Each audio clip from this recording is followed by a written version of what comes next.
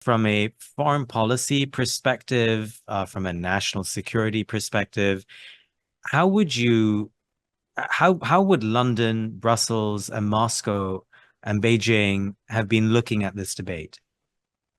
I think people here are terrified. The conversation about the possibility of a second term for Donald Trump, a re-election of the former president, has occupied and preoccupied European leaders, and that includes the UK, in a way that, to my mind, when I travel across the United States, it is much less the case, has been much less the case in the US until recently. Europeans are absolutely terrified. They talk about trying to Trump-proof Europe, certainly in the context of a land war in Europe, but really have very few mechanisms to do that in the short term or even in the medium term.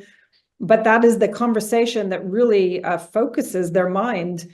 So when they look at this and they see, again, President Biden looking like he cannot pull this off, and President Trump saying that, he would solve the war in Ukraine before he was inaugurated, that Europe is not doing enough, at